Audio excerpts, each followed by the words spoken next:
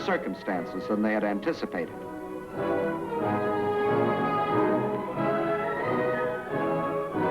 Yes, here too the legend of Nazi invincibility was shattered against the iron will and courage of a determined people.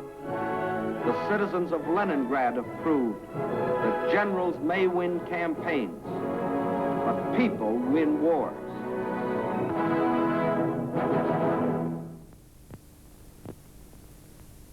By summer of 1942, new posters were appearing in the streets of Moscow. Posters that greeted and welcomed their allies. Allies whose help was already arriving in Russian ports. Allies whose friendliness had sent drugs and food and warm clothing to help sustain them in their darkest hour. But in spite of all this, the staff of the Red Army knew that they still faced the most powerful enemy in history, and that enemy would attack again.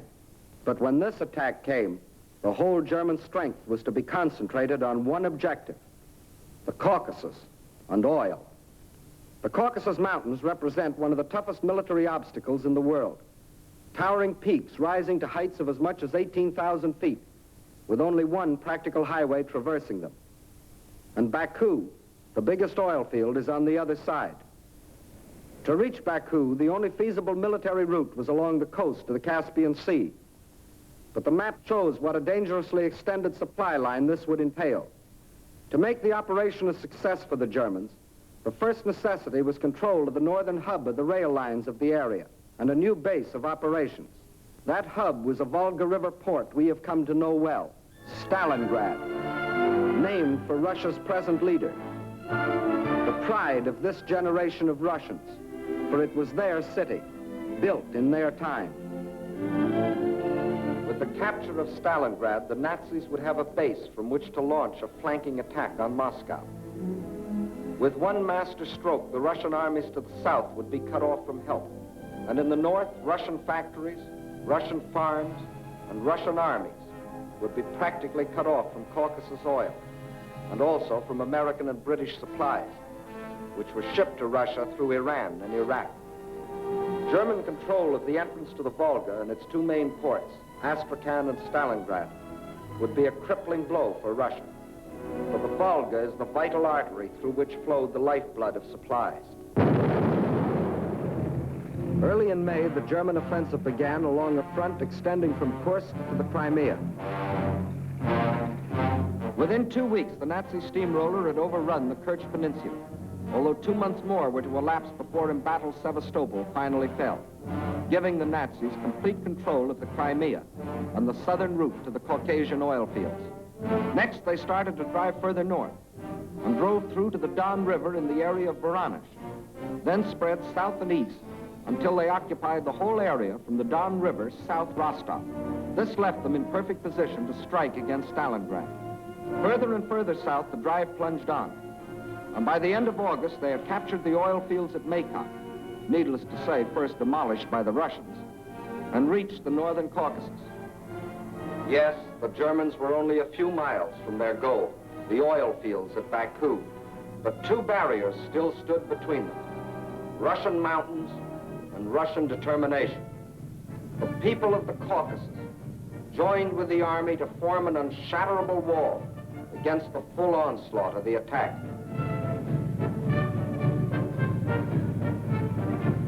Further north, the Nazi pincers were within 15 miles of Stalingrad. This city had become the focal point of the whole campaign. Regardless of the cost, Stalingrad must be captured. Those were the German orders. Fire! Fire! German guns, German bombs shattered the city into pieces.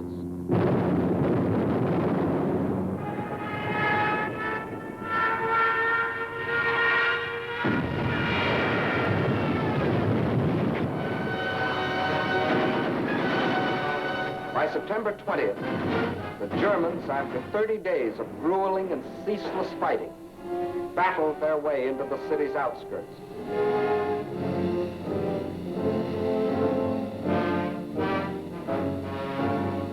By By the end of the month, their drive had carried them through the whole northwest section of the city and into occupation of part of the center, including the railroad station. On the last day of September, Hitler announced that the fall of the city was only a matter of a few days. Once more, the world was afraid a Russian campaign was lost. But once more, the Germans were to stand on the very threshold of victory and still fail. But now they were to meet a fire of fury such as they had never known.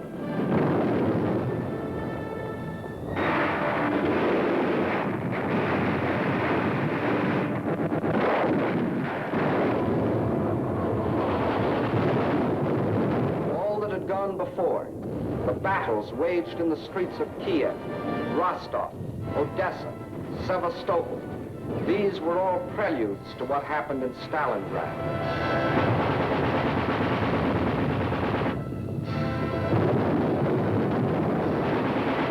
Every inch of the city was a strategic point to be defended as such.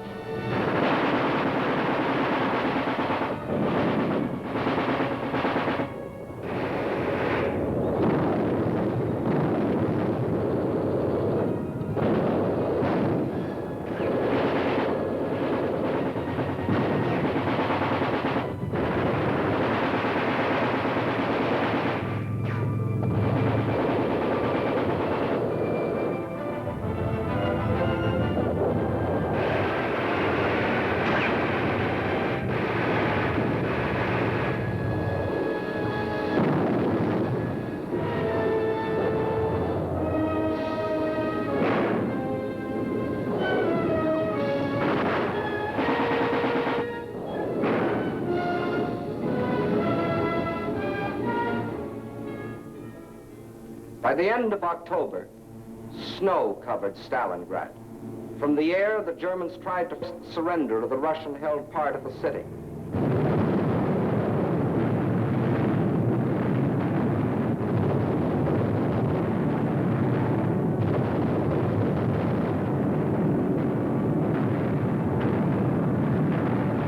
At the same time, the battle of the streets continued.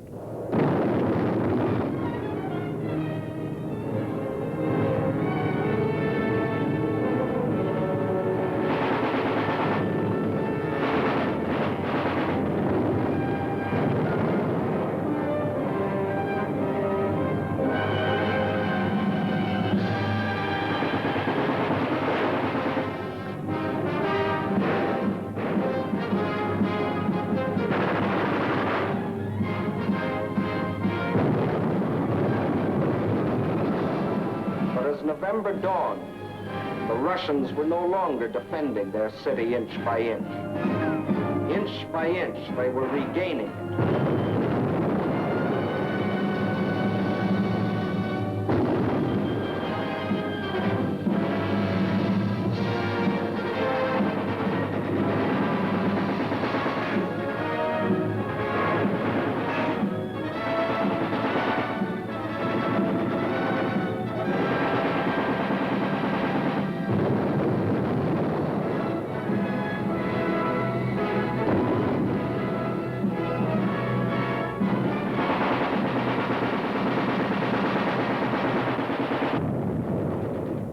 Now, as the whole world spoke in admiration of the city of steel, the ticker tape brought us breathtaking news. American and British troops had landed in and occupied North Africa.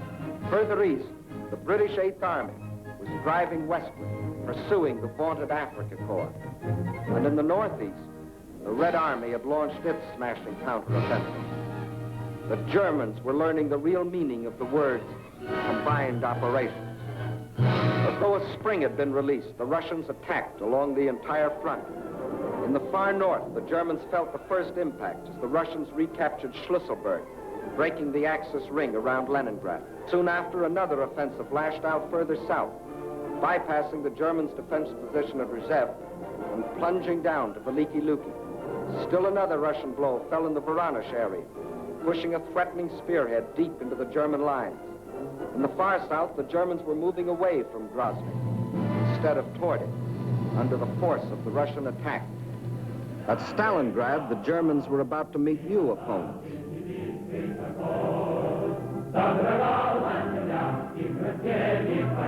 Fresh reserves were arriving from far Siberia. They had been stationed there in case of trouble with the Japanese.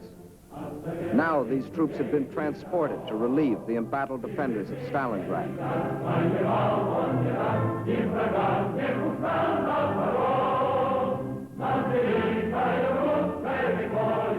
And as the reserves entered the city, at headquarters, the commanders of 3 Russian armies were meeting.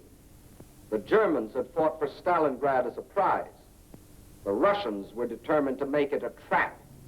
2 simultaneous attacks were launched, one from the north, one from the south. The German armies encircling Stalingrad were now themselves threatened with encirclement. Finally, the 2 prongs met.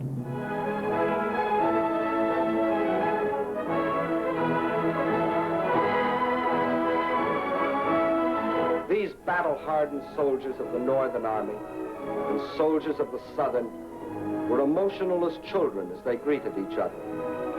They knew this meeting meant the salvation of Stalingrad and of their country.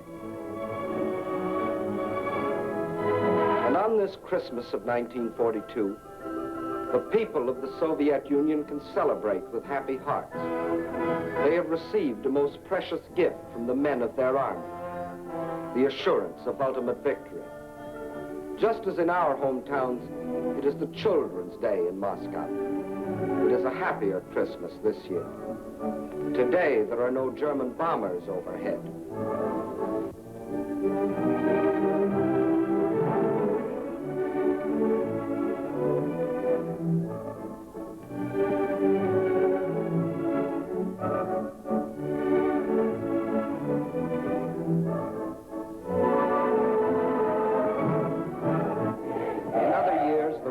Like ourselves, celebrated on New Year's Eve, but not now. The factories are just as busy as on any other night. The moment comes. It is the New Year. С Новым годом!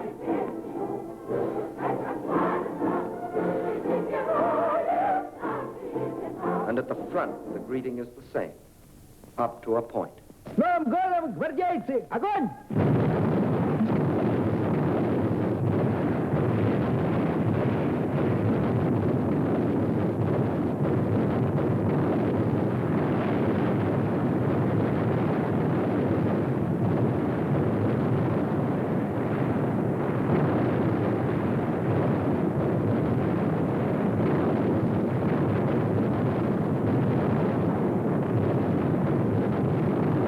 Outside Stalingrad, the icy winter becomes a fiery hell.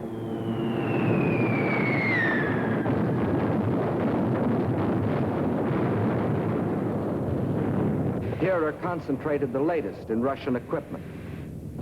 Flamethrowers,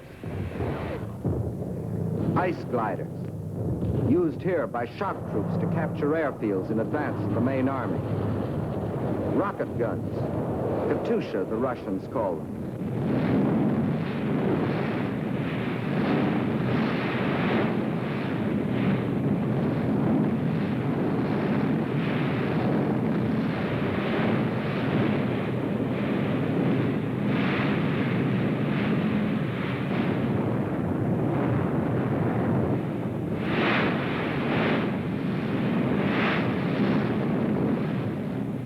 Every last resource of the Red Army was thrown into a crushing offense of ultimate destruction.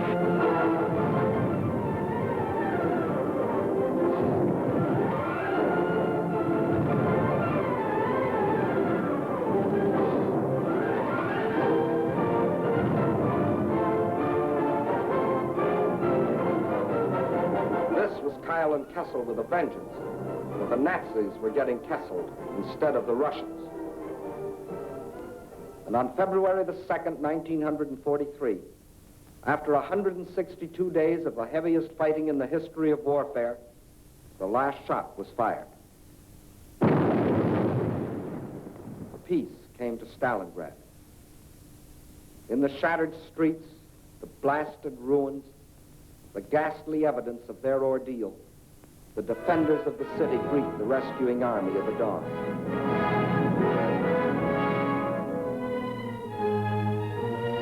Stalingrad is free. The Nazis had capitulated.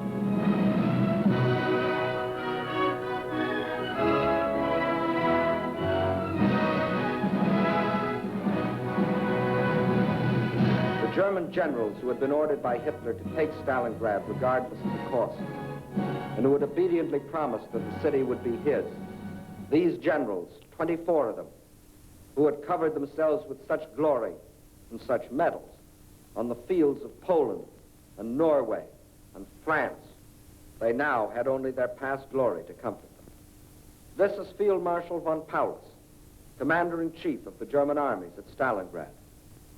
This is the man who told his soldiers that if they surrendered, he would see to it that their families died in reprisal. When he faced his captors, perhaps his worried expression reflected an anxiety that Hitler might take the same revenge on his family. For he knew that when he surrendered, Hitler lost not only a field marshal, he lost an entire army, 22 divisions, 330,000 men. These are the men who had been promised that as conquerors they would winter in Stalingrad. Well, it was winter, and this was Stalingrad, and here were the conquerors.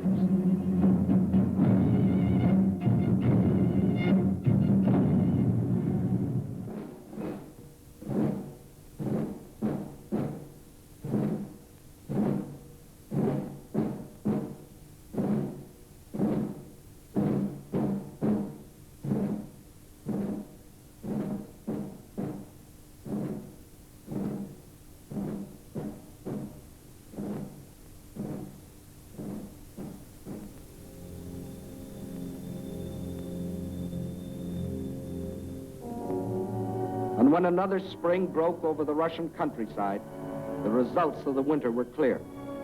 The invader had been driven back far beyond the lines he had occupied a year earlier.